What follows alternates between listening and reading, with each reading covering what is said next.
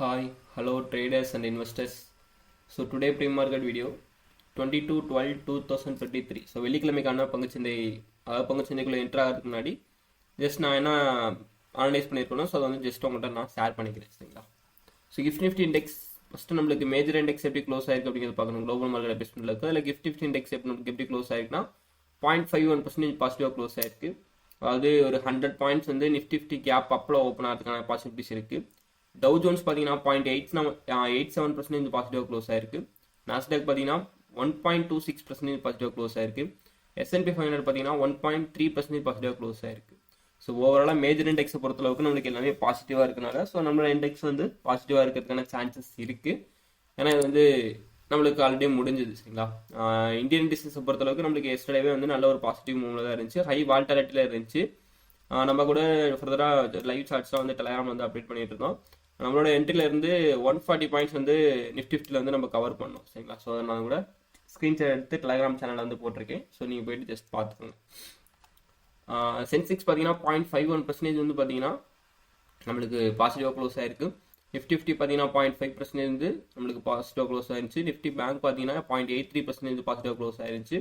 Nifty ID பார்த்தீங்கன்னா 0.3% வந்து பாசிட்டிவாக க்ளோஸ் ஆயிருச்சு. சரிங்களா? ஸோ கமாடிட்டிஸை பேஸ் பண்ணுற அளவுக்கு ஆயில்ஸ் வந்து லைட்டாக சரிஞ்சிருக்கு. ஸோ அதாவது 0.16% வந்து 0.21% வந்து நம்மளுக்கு குரூட் ஆயில் யூஎஸ்டி நெகட்டிவாக க்ளோஸ் ஆயிருக்கு. பிரெண்ட் குரூட் ஆயில் பார்த்தீங்கன்னா 0.12% வந்து நெகட்டிவாக க்ளோஸ் ஆயிருக்கு. ஸோ இந்த ரெட்ஜியோட பிரச்சனை தான். சரிங்களா? ஸோ அது ஒரு ப்ராப்ளத்தினால நம்மளுக்கு லைட்டாக வந்து டிக்ரீஸ் ஆயிருக்கு. சரிங்களா? கரன்சிஸை பேஸ் பண்ணுற அளவுக்கு யூஎஸ் டாலர் மட்டும் நம்மளுக்கு வந்து டிக்ரீஸ் ஆயிருக்கு. யூஎஸ்டி ஐநார் நம்மளுக்கு பேசிக்காக வந்து இன்க்ரீஸ் ஆகி க்ளோஸ் ஆகிருக்கு. ஸோ இது ஒன் ஆஃப் த டாலரை பொறுத்தளவுக்கு நெகட்டிவ். இதை இந்தியன் யூஎஸ்டி ஐநாரை பொறுத்தளவுக்கு இந்தியன் ரூபியை பொறுத்தளவுக்கு ஒன் ஆஃப் த நெகட்டிவ் தான். ஸோ லைட்டாக இன்க்ரீஸ் ஆகிருக்கு. நம்ம டொமஸ்டிக் இன்ஸ்டியூஷனல் இன்வெஸ்டர்ஸ் செல் பண்ணுறதுக்கான பாசிபிலிட்டிஸ் இருக்கும். ஆனால் ஃபாரின் இன்ஸ்டியூஷனல் இன்வெஸ்டர்ஸ் பை பண்ணுறதுக்கான பாசிபிலிட்டிஸில் இருக்கும் இந்த இண்டெக்ஸை பொறுத்தளவுக்கு, கரன்சி இண்டெக்ஸை பொறுத்தளவுக்கு. சரிங்களா? பாண்ட்ஸ் பொறுத்தளவுக்கு இந்தியாவோட 10 இயர் பாண்டும் யுனைடெட் ஸ்டேட்ஸோட 10 இயர் பாண்டும் 0.1% வந்து இன்க்ரீஸ் ஆயிருக்கு ஏடிஆர். ஸோ நம்மளுக்கு 2 கம்பெனிஸ் தான், அதான் ஆக்சிஸ் பேங்க்கும் இன்ஃபோசிஸ் மட்டும் தான் நம்மளுக்கு நெகட்டிவாக இருக்குது. மற்ற எல்லாமே பாசிட்டிவாக இருக்குது. ஸோ அப்போ இந்த 2 மட்டும் நம்ம ஷார்ட் போர்ஷனுக்கு அனலைஸ் பண்ணுங்கள். க்ரீனாக இருக்கிறதெல்லாம் நம்ம லாங் போர்ஷன் அனலைஸ் பண்ணால் நம்மளுக்கு ஓரளவு மூவ்மெண்ட் பண்ணுறதுக்கான பாசிபிலிட்டிஸ் இருக்குது. ஆக்சிஸ் பேங்க் பார்த்தீங்கன்னா 0.86% நெகட்டிவாக க்ளோஸ் ஆயிருக்கு. டாக்டர் ரெட்டி பார்த்தீங்கன்னா 0.66% பாசிட்டிவாக க்ளோஸ் ஆயிருக்கு. HDFC பேங்க் பார்த்தீங்கன்னா 1.59% வந்து பாசிட்டிவ் க்ளோஸ் ஆயிருக்கு. ஸோ நம்ம கண்டிப்பாக HDFC பேங்க்கை நம்ம லாங் போர்ஷன் அனலைஸ் பண்ணி ஆகணும். ஐசிசி பேங்க் பார்த்தீங்கன்னா 0.33% பாசிட்டிவ் க்ளோஸ் ஆயிருக்கு. இன்ஃபோசிஸ் பார்த்தீங்கன்னா 0.5% நெகட்டிவாக க்ளோஸ் ஆயிருக்கு. விப்ரோ பார்த்தீங்கன்னா 0.78% வந்து பாசிட்டிவாக க்ளோஸ் ஆயிருக்கு. மோஸ்ட்லி நம்மளுக்கு இதெல்லாம் ப்ரீ ஓப்பன் மார்க்கெட்டில் ஆர்டர் ஃபில் ஆகுது அப்படின்னா ஸோ நம்ம அப்போ போய்ட்டு ட்ரேட் எடுக்கக்கூடாதுன்னா கண்டிப்பாக எடுக்கலாம். ப்ராப்பர் அனலைஸ் இருந்து ப்ராப்பர் பிரேக் அவுட் என்ட்ரிலாம் கிடச்சுன்னா நீங்கள் தாராளமாக ட்ரேட் வந்து எடுக்கலாம். சரிங்களா?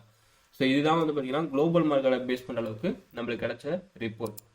இப்போ நெக்ஸ்ட் என்னன்னா இன்னைக்கான ஈவெண்ட்ஸ் என்ன, ஸோ அப்புறம் இந்த எஃப்ஐயோட டிஏவோட டேட்டா என்ன எக்ஸ்ட்ரா டே வந்து கம்ப்ளீட் ஆயிருக்கு, மேஜரான நியூஸ் ஏதாவது பப்ளிஷ் ஆயிருக்கா மார்க்கெட்டை பாதிக்கிற அளவுக்கு அப்படிங்கிற ஒரு இன்ஃபர்மேஷன் தான் நெக்ஸ்ட் நம்ம தெரிஞ்சுக்கணும். எஃப்ஐடியோட டேட்டாவை பொறுத்தளவுக்கு எஃப்ஐ வந்து எஸ்டர்டே வந்து எவ்வளோ பை பண்ணியிருந்தாங்கன்னு பார்த்தீங்கன்னா 9,715 கோடிக்கு வந்து பை பண்ணியிருந்தாங்க. எஃப்ஐ வந்து 9,715 கோடி பை பண்ணிட்டு 11,351 கோடிக்கு வந்து செல் பண்ணியிருந்தாங்க. நெட் சேல்ஸ் எவ்வளோன்னு பார்த்தீங்கன்னா 1,636 கோடி வந்து நெட் சேல்ஸ் வந்து ஸோ எஃப்ஐ வந்து பண்ணியிருக்காங்க. கடந்த 4 டேஸாகவே எஃப்ஐ வந்து கண்டினியூஸாக வந்து செல் பண்ணிட்டு தான் இருக்காங்க. இது one of the report. DA பொறுத்தளவுக்கு எவ்வளோ பை பண்ணியிருந்தாங்கன்னா 9,750 கோடிக்கு வந்து பை பண்ணியிருந்தாங்க. எவ்வளோ செல் பண்ணியிருந்தாங்கன்னா 8,285 கோடிக்கு வந்து செல் பண்ணியிருக்காங்க. டிஏ வந்து பார்த்தீங்கன்னா நெட் பர்ச்சேஸ் ஹோல்ட் பண்ணிகிட்டே வந்துட்டு இருக்காங்க. 1,464 கோடிக்கு வந்து ஹோல்ட் பண்ணியிருக்காங்க. சரிங்களா? ஸோ இது ஒன் ஆஃப் த எஃப்ஐடிஏ டேட்டாவை பொறுத்தளவுக்கு ஒன் ஆஃப் த ரிப்போர்ட்.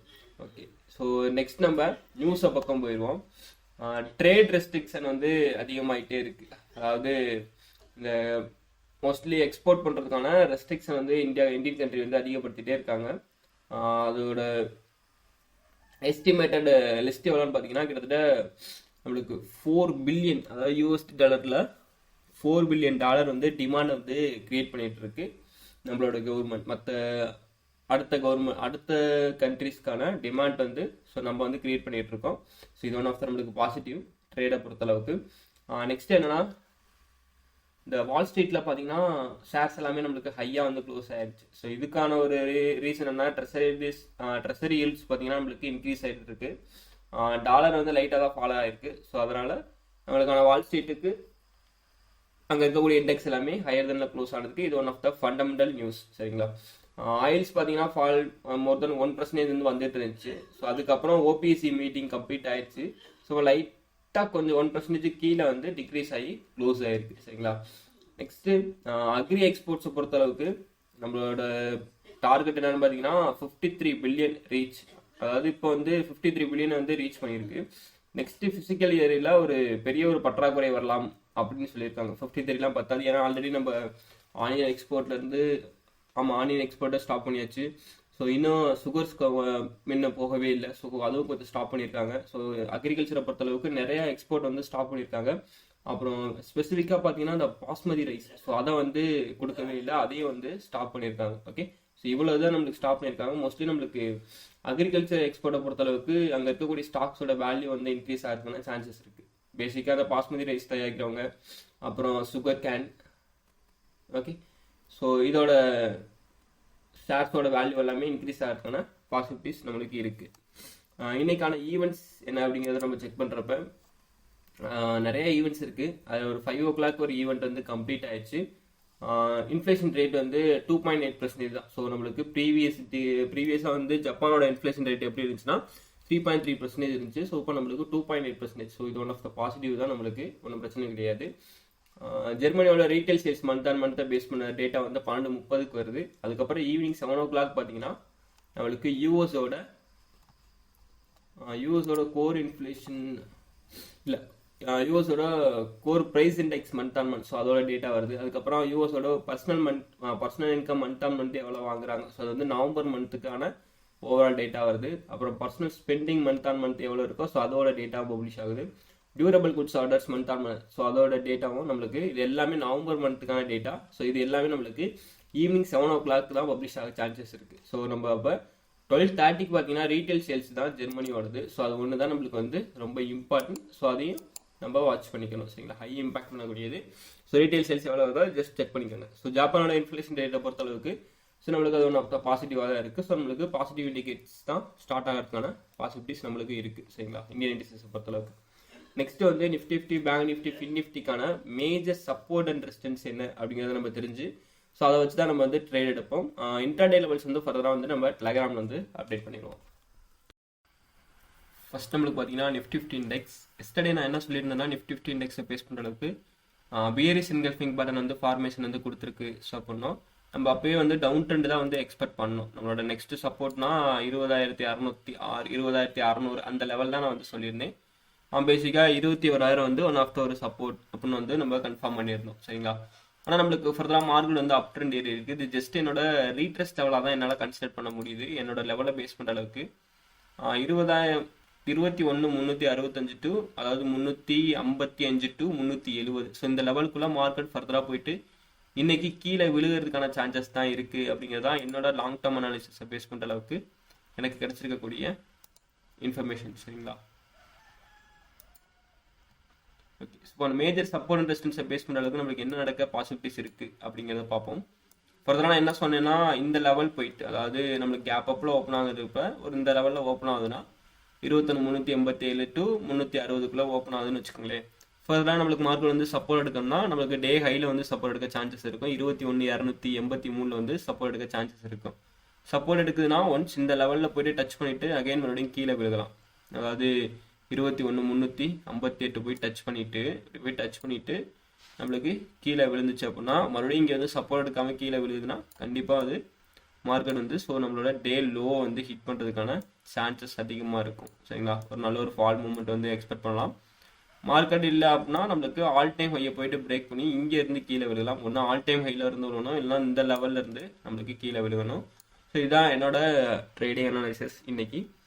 நான் ஏன் இன்னைக்கு கீழே விழுகும் அப்படின்னா ஃபண்டமெண்டலாக நிறைய நியூஸ் இருக்குது, அப் ட்ரெண்ட் போகிறதுக்கான வியூ தான் இருக்குது. பட் நம்மளுக்கு மண்டே வந்து ஹாலிடே, ஸோ கிறிஸ்மஸ் ஹாலிடேனால இன்னைக்கு வந்து எக்ஸ்பைரி டே என்னென்ன அப்படின்னு பார்த்தீங்கன்னா Sensex, so mid cap Nifty, அதுக்கப்புறம் பேங்க் எக்ஸ், ஸோ 3 இண்டெக்ஸோட எக்ஸ்பைரி டே வந்து டுடே. ஸோ அதனால நல்ல ஒரு மூவ்மெண்ட் கொடுக்க சான்சஸ் இருக்கலாம். சரிங்களா, ஓகே, ஸோ இதுதான் வந்து இன்னைக்கான ஃபண்டமெண்டலாக பேஸ் பண்ண அளவுக்கு.